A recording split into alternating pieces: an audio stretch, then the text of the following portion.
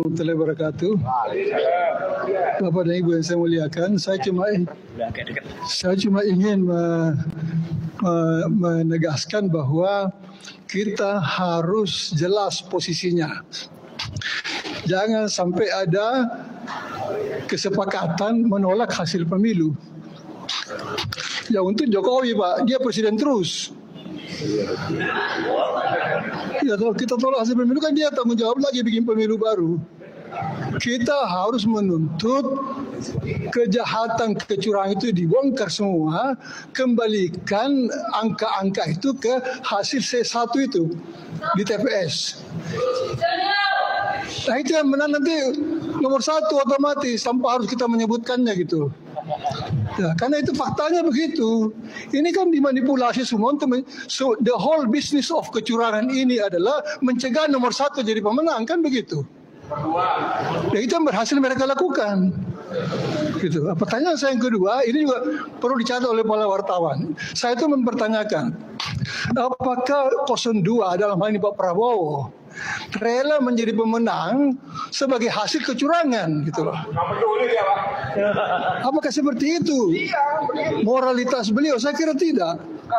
Jadi kita menghimbau Pak Prabowo sendiri, termasuk partainya. Ini partainya kan termasuk partai yang tidak tersandra ini, masih oke lah. Ya, menghimbau supaya kecurangan dihentikan dan kecurangan itu dibuktikan. Saya tidak mau menang sebagai presiden yang curang. Saya tidak mau menang sebagai hasil dari kecurangan. Mestinya kan begitu. Jadi beliau yang bicara. Kita menghimbau begitu. Mesti kan banyak teman-temannya di sini nih.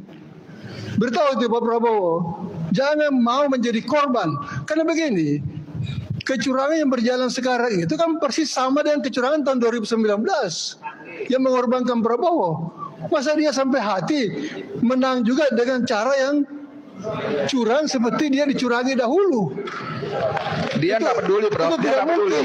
Sebagai Prabowo, sebagai seorang jenderal, sebagai seorang yang punya kepribadian yang kuat, ya, mestinya dia menolak untuk menang secara curang karena dia pernah dikalahkan secara curang. Ini mesti dihimbau secara moral gitu loh. Kembalikan hasil pemilu yang sebenarnya, bukan kembali hasil TPS yang benar itu. Jangan kasih kesempatan lagi tunda pemilu, bikin pemilu baru. Kesenangan tuh Jokowi itu. Kesenangan dia. Ya. Dia itu bukan dimasukkan lewat cara MPR, itu repot kalau mau itu. Kita suruh dia mundur, kita tekan dia. Rakyat Indonesia meminta dia mundur gitu aja. Jangan pakai proses pengadilan lagi, proses apa itu Undang-Undang Dasar 45 terlalu rumit itu, panjang ceritanya itu. Dia harus segera berhenti, begitu aja. Dia adalah sumber dari semua kejahatan ini. Ya. Oke. Harus tegas gitu, jangan main-main. Ya. Saya kira di hati kita ya semua sama gitu loh. Dia adalah sumbernya. Masa sampai hati Prabowo menerima kemenangan melalui cara curang seperti yang dialami tahun 2019. Jadi justru Prabowo yang protes ini. Saya tidak mau menang dengan kecurangan. Harusnya begitu kan? Ya. Ya.